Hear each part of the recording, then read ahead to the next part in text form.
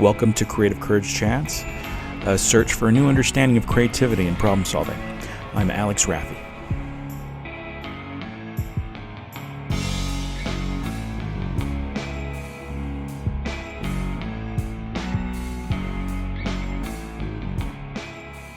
So, hi everybody. Welcome to another Creative Courage Chats. We're at 62 now. I think 62 that's a lot of them in kind of a short period of time, and I'm very excited today because I get to talk to Kim Garrison. Means we met through the Orange Coast College Illustration Advisory Committee. I was invited to a few of those. It's a long drive, but it was totally worth it when I got there. It's like a 5-hour drive for me, but because I went to Orange Coast College and I was a student of Tom Dowling, which is a collaborator which has collaborated with you on other things and was also an instructor at Orange Coast College, and we met there, and so that was when I first met you. And Tom suggested that I talk to you about some of the other great things that you're doing. So Kim, if you want to tell everybody a little bit about yourself and what you do, and that would be great. We could start off that way.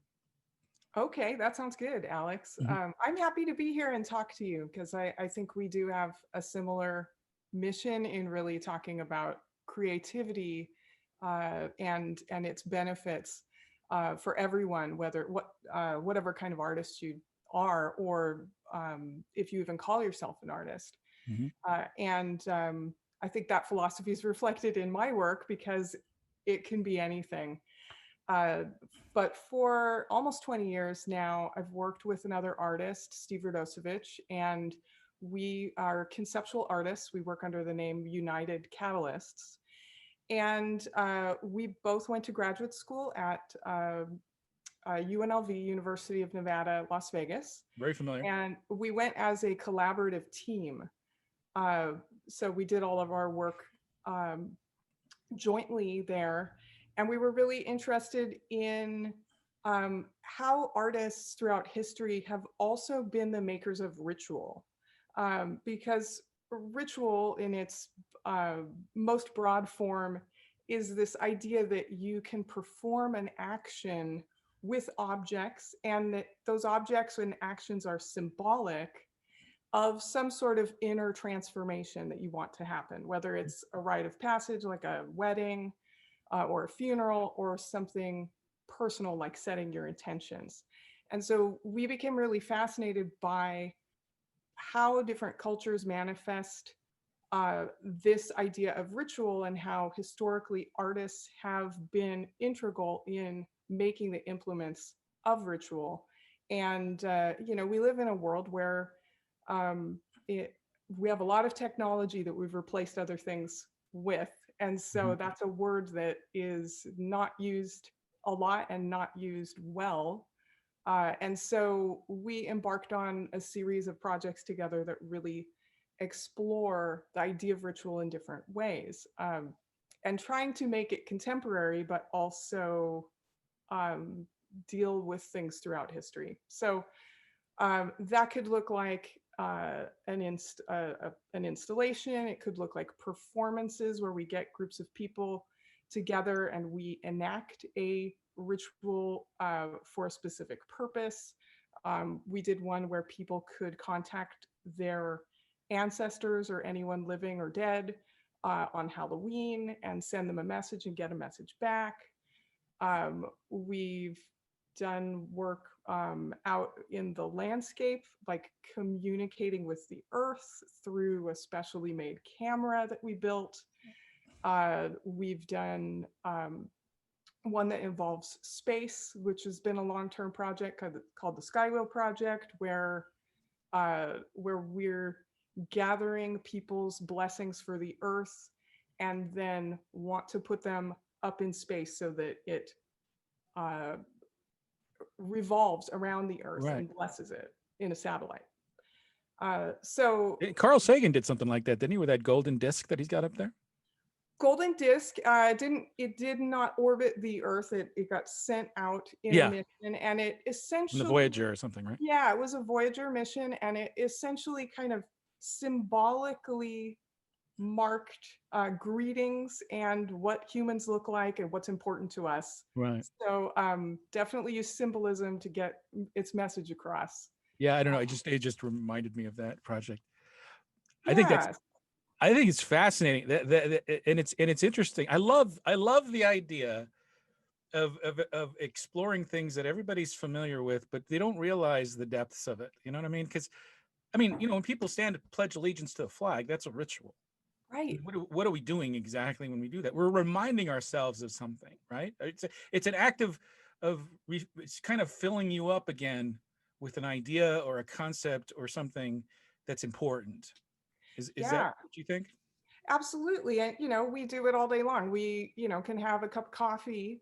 Yeah. And certainly there's a chemical in there that changes our state of mind, but Right. Yeah. also the ritual of preparedness that we go through when we make that coffee and have it now as a talisman against what we have to do in our day. It's fantastic. I love that. That has a psychological effect that I think is, equally powerful to the chemical effect of the coffee. My family's from Uruguay, and we drink yerba mate, and it is a ritual. It's not like you just pull it out of the fridge and throw it in the microwave. It doesn't work that way. You got to heat the water, and you have to prepare the tea, and you have to pound it upside down to get all the small particles out. It takes as much time to make it as it takes to drink it. So it's a whole thing. But boy, it is part of the pleasure of not just the drinking, but the preparing of it, because it has to be just right. Yeah. Everybody does it slightly different. Even the coffee. Every morning I make my wife coffee. I bring it to her. It's become a ritual for us, and it's not even expected. It's just like, she thanks me like it's the first time I ever brought her the coffee every time. Oh, But it's become this thing where I have to do it. Like if I don't do it, like I think, but that's silly. It's Nothing's going to happen if I don't do it. But when the ritual, for some reason, it makes it important. Humans just, I don't know. We need that. I think we need something like that. Don't you think? I mean, yeah. I think that we're programmed to designate importance, and we want our actions to have meaning. Uh, we want our days to have meaning, and we want our actions to contribute to the whole. So you're also creating a ritual of gift giving to your wife when you make that coffee. So there's some, right. a special symbol of your love and support of her is in the doing of that act. I, That's good. it's like kind of like, okay, this is the thing I kind of like about you now, is that your approach to art. I could be totally wrong, so tell me if I'm wrong. It's totally fine. But your approach to art, as a creator of it, that your approach is almost scientific. It's almost like, trying to discover there. I'm creating the art, but there's a purpose for it Yeah. too, and sharing that purpose as an instructor to young people. I don't know personally. I don't think there's much that's more important than that, because for me, creativity is it. I mean, it's everything. I mean, we wouldn't we every day we're in the process of using our intellect to be able to find a solution to a problem, and we're using our minds to kind of find the two objects that we bring together and turn into something else. And you sat through my workshop. I did it over Mhm. that was a fantastic day, because it was like full circle. I started Tom's class, and then I ended up doing that workshop at his class. It was so great. But yeah, the idea that we all have this thing in us, and we totally and completely take it for granted. It's because it's what we do. But then when you stop and really think about how amazing it is, our ability to just using our minds kind of speak to each other in different ways, emotionally and physically, and through things that we do. I mean, I don't know. I mean, that's everything to me. And I love that. I love that you because you just gave it to me with talking about ritual. It's now I have a new open door that wasn't open before in my mind now, and now I'm going to be observing rituals Yeah, I everywhere. know. And they are everywhere, even though Yeah. we, are largely unconscious of them. And you're right. A lot of the work Steve and I do is very scientifically motivated. We're both really curious about how the world works, and we end up working with scientists a lot on projects. And we like scientists because we find that they are just as creative as Mhm. the people that we call artists, that Correct. they are problem solvers. They're taking in information and they're making connections between things, and so they're exciting people for the most part to get to play with, and they're excited to get to play in with something that is artistic. Right. And I think you're right. Things that our culture does all the time are largely unconscious to us, but once you see the system or the mechanism of how it works, like I think you're suddenly getting the mechanism of ritual, which is Right. what our society never talks about. And once you see how the mechanism works, then you see it in action everywhere. One of the first things I came across was that the dictionary definition of ritual was, um, it just said a series of prescribed actions was a ritual. And I said, well, yes, but what is the function? It's like I'm reading a dictionary definition of the word hammer, and it's not telling me what it's used for. Hmm. Like it's Right. Right. and so it was really telling that in our dictionary we don't talk about the function of it, Right. that it is for transformation. And so once that's the mechanism part, and once it's really easy to kind of just explain that, but no one ever does. And then once you see that, you go, oh, they're everywhere, look at that. um, Well, your Skywheel project, I'm going to just mention it real quick yeah. because it just hit me that as an instructor of young people and students, young people are incredibly creative and powerful. Their minds are so incredibly powerful, like way more powerful than ours, because when they're younger, they're holding it and they just don't know how to utilize it, or maybe they try and they experiment and they do things, and of course they do fantastic things, but it's always a mystery to them. And us as the adults, sometimes we can create um, avenues for them to use it. Yeah. And what I love about the little bit I know about your Skywheel project, it seems to me that there's a lot of things going on and it's scary. And there's a lot of scary things happening in the world. It's never not been scary. There's always been scary things. But sometimes we forget the impact it has on the powerful minds of the youth. That, I mean, they have these minds that all they want to do is fix things and make things work, but they don't understand how. All I want to do is make things better. How did you guys let things get so bad? Why aren't we all doing this thing? And it seems to me projects like yours, like the Skywheel, you're giving them a way of kind of venting that out a little bit, maybe, and trying Mhm. to process it a little bit.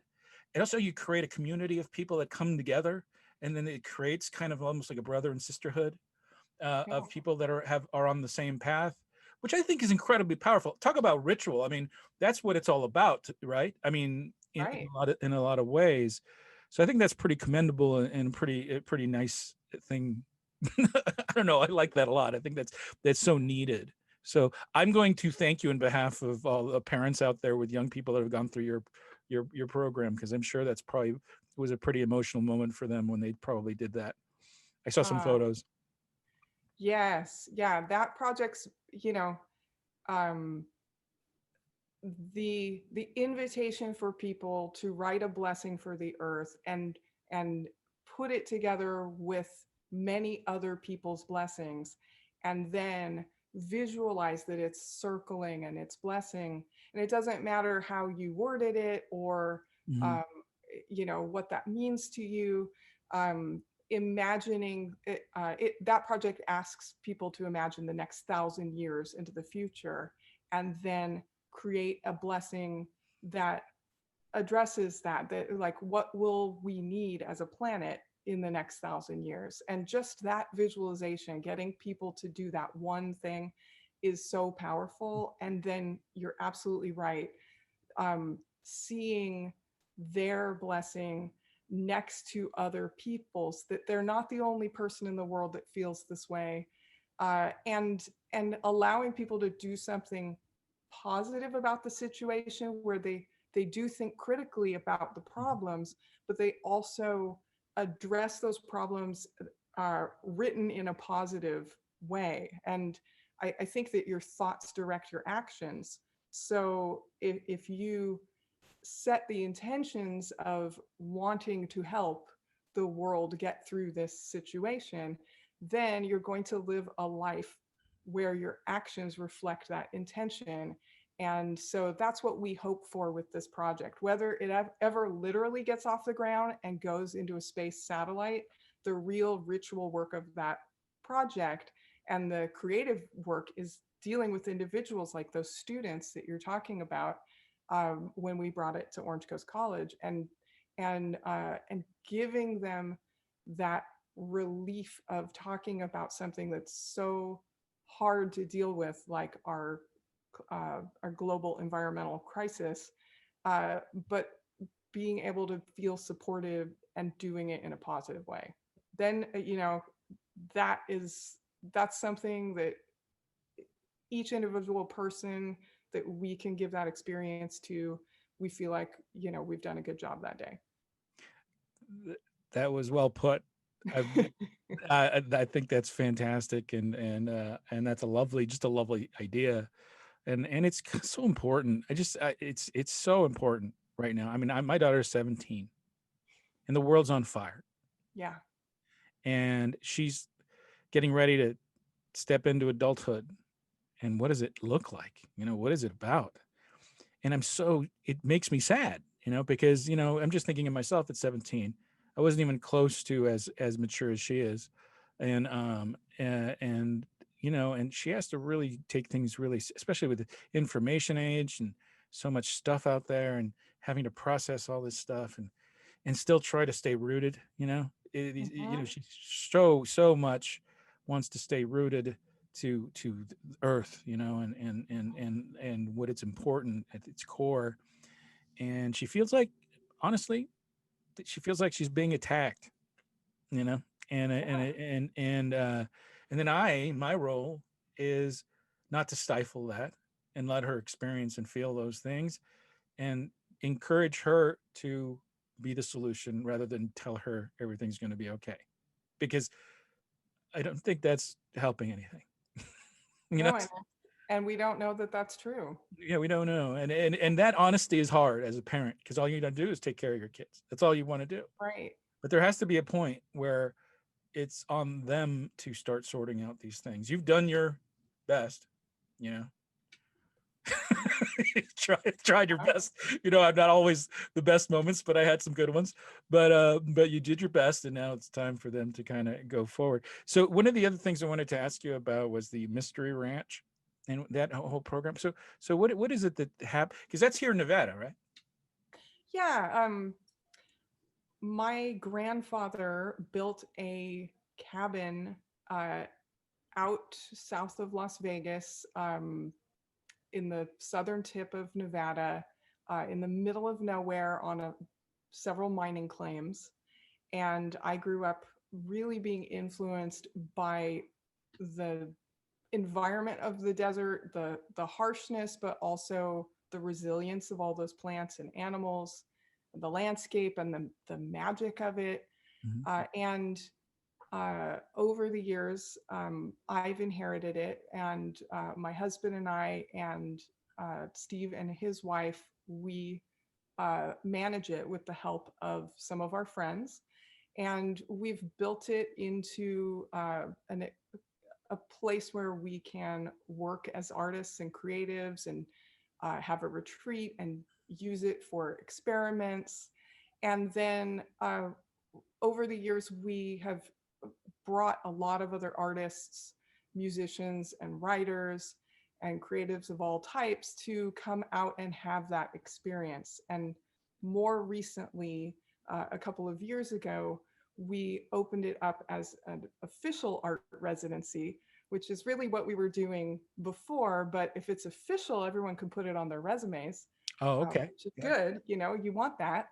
Um, And so we allow projects to happen with artists who want to come out and maybe try something specific, or artists who want to come out and experience that environment and they really have no idea what is going to happen.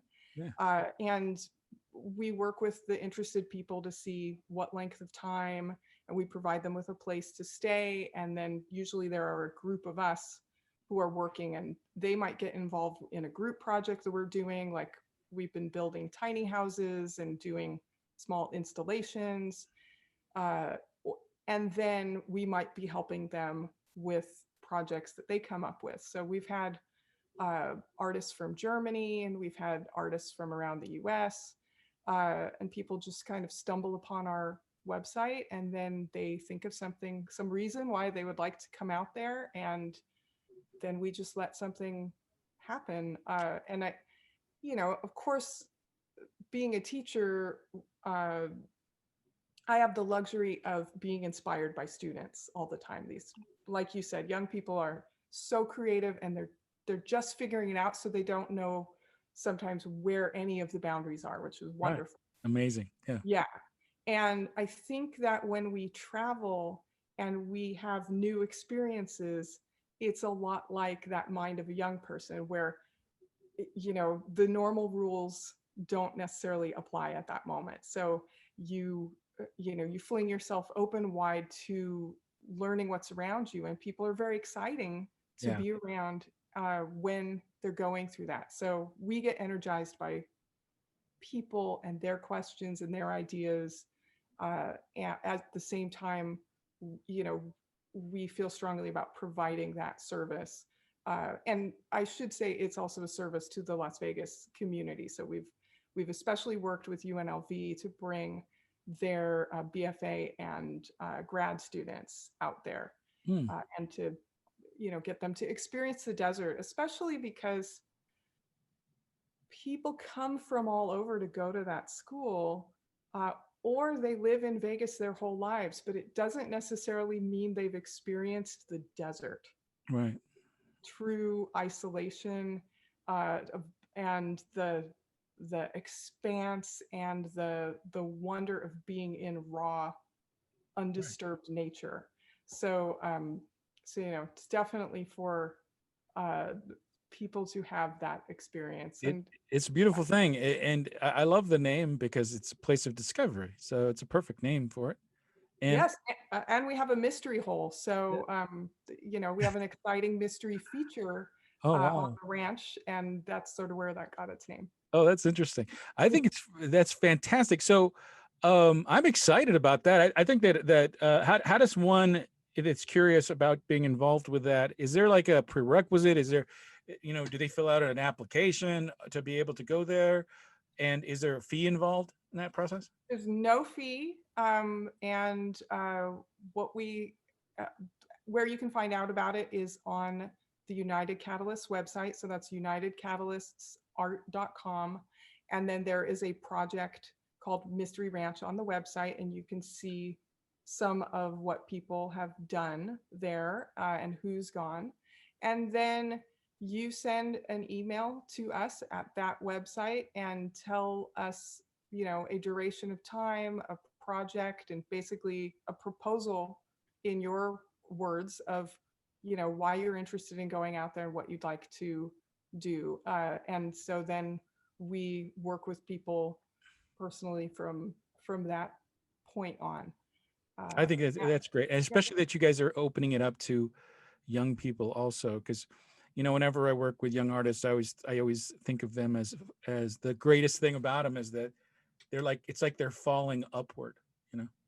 yeah, It's where they need to have the courage to dive into something knowing that it's not all downhill. It's all going to happen, and there's some options here, and being influenced by other artists and you and the people around them, and being able to bounce ideas off and to explore things. Man, that's so great. That's it. That's where, and what people don't understand about places like this, that what you're describing, is that someone can go there not knowing anything that they want to do, that just knowing they want to express themselves, find ways to express themselves, and then guess what? They might become a lawyer, a doctor, anything, because you stimulated something in their mind that made them see that they had more potential than they thought they did. Because I think that's the key to the arts. I think that, and why they're important in school, I think, is because it allows people to, on their own terms, find their courage. And when you do, you handle things better. You approach things better. And I was lucky. I was lucky when I was young. I was very lucky when I got into Tom's class, because I was perfect time for me, because I had plenty of courage. I didn't care what anybody thought. I wanted to just create art, but there was zero focus. Hmm. I just wanted to create things, and I was like a punker. I was like, screw everybody. I'm just going to create things, and I'm going to shock you with some of the stuff I'm going to create. And then I started realizing, wait a minute, that's a waste of energy. What am I really trying to do here? What are we really trying to say? And that's how I think that's an important thing for people. Definitely a solution in the world that we have today. Sounds to me like this is a place that is a solution to for a lot of people in a lot of ways. Have you had how long has it been going on again?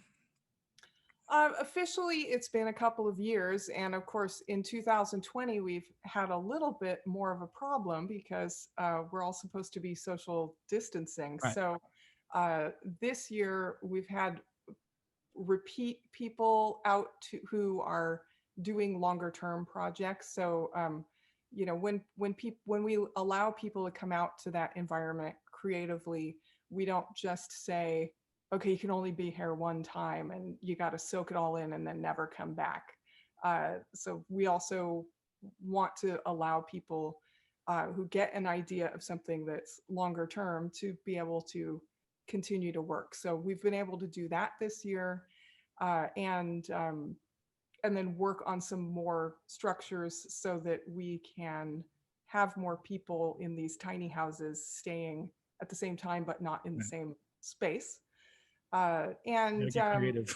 Yeah, but it's been about 20 years of people coming out Oh, there wow, that's great. unofficially, which has been great. And you're right, people um, end up doing all kinds of things, uh, providing all kinds of services to the world using their creativity.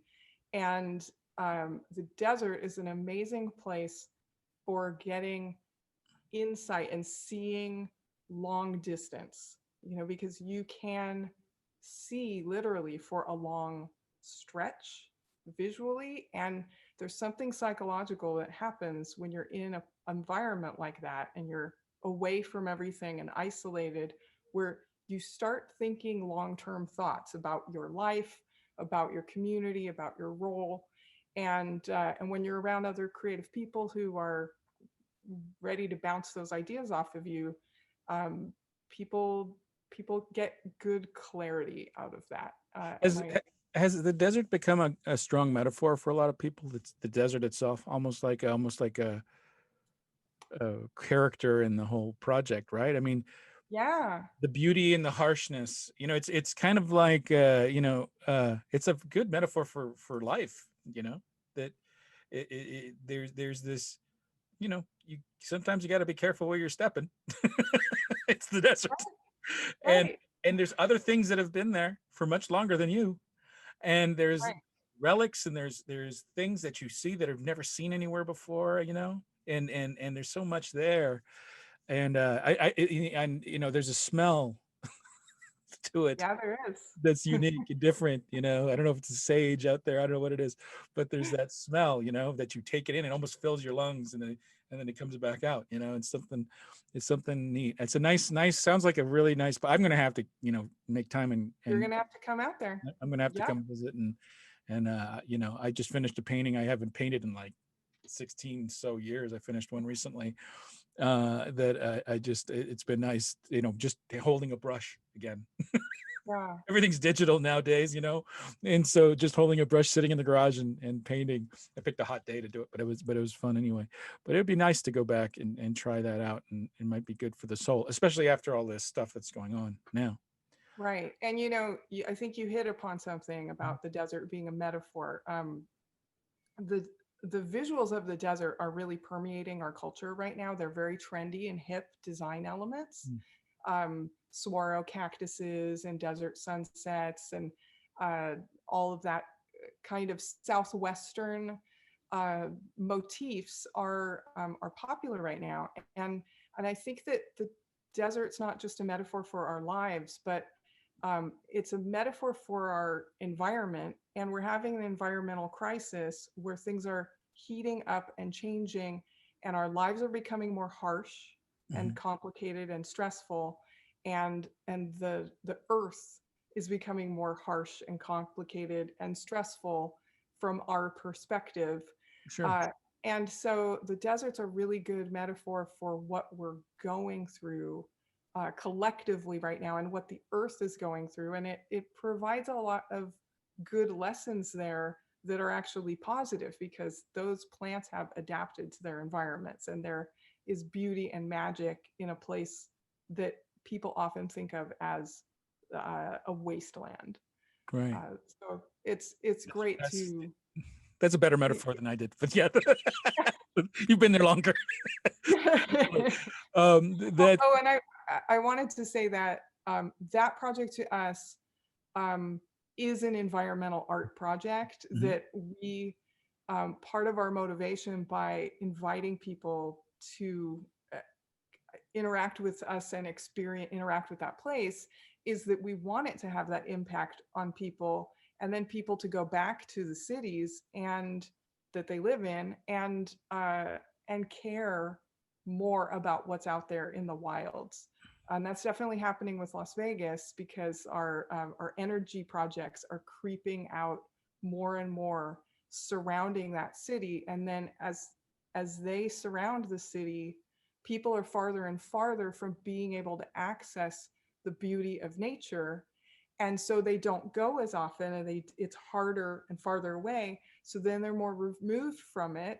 And then it doesn't mean it's not as valuable to them and has less meaning to them. right. Uh, so yeah, I think, art for me is always wanting to serve a purpose. Mhm. And and so a lot of those purposes right now are really about us learning about the world around us and how we can help ourselves and each other and the world get through what we're going through.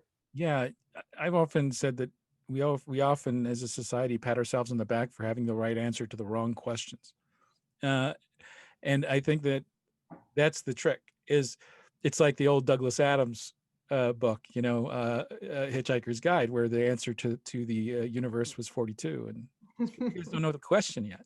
Yeah. And I think that's where you find these things. That's where you find questions. I think that where artists are exploring for the questions, right? Artists are exploring to find those questions. And I think people are so short-sighted on their answers sometimes. And I think that's why we're kind of where we're at. A lot of this stuff, I think, comes from a lot of fear. There's a lot of fear in the world, and people responding to that fear in a lot of ways. And that's what the arts is about. And that's what it is about, is putting yourself out there and learning to have a little courage and dig a little deep and feel things that you didn't think you were allowed to feel, or weren't, you're too afraid to feel. A lot of people are kind of afraid of feeling things. And I remember that was what was the interesting part about at Orange Coast College, is being in that experimental painting class, is that you're exposed to all these artists and they could do anything they wanted. And I started seeing things that I didn't expect to see. Like you'd see the artist and you have this whole assumption about who they were. And then you'd look at their work. And then it's like, what? I remember one was a older lady. She could have been my grandma. And she was so incredibly sweet, like very sweet. And I was like, she's going to probably make some doilies or something, paint some flowers. No, she had this huge canvas, and there was a seagull trapped in a net, twisted up in the net, and there were shards of metal shoved into this thing. And it was this huge environmental piece that was like, she used gesso and she made all these powerful shapes. And you see this little old lady with a brush sitting there touching up the picture. And I was like, what is happening right now? And it opened my brain up so wide, where I was like, we don't know anything. You know, we need to explore things. It's so important, you know. Anyway, um, time flies. We've been talking a while. Okay. Do you have any projects currently or anything that you want to tell people about? You know, because I'm going to share all this information about things we talked about on the links and things like that. And if you have more, send them to me. And also, I'd love to share some photos. I could probably get some photos of the space, right? Sure. Yeah. That would be great. And then, yeah, we could share some of that stuff. But is there anything you want to tell people about or anything? Well, a lot of our projects are on hiatus due to COVID. So Sure. our normal things that we do to interact with people, or spaces where we show work, that's not what we're focused on right now. And really, we've been focused on bringing our art to our community, the people around us that we love, paying attention to our elders and the people who just had babies around us, and the people who are the most vulnerable during this COVID situation, and trying to take our skill set as creative people to people around us to just support them. Right. And also, like you were talking about with your daughter, to support ourselves through our creativity, to make sure that we're using our creativity as therapy, as a ritual that's grounding and something that helps us get through this really trying time. So what I'd love to impart to people who are watching this is to make sure that you're taking care of yourself, and that you're using the power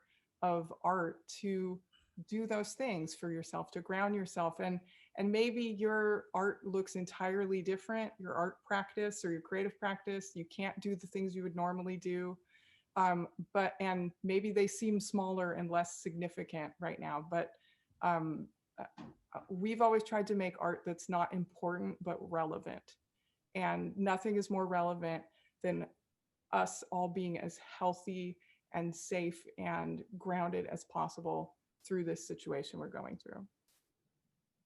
That's great. Um, always the teacher, right?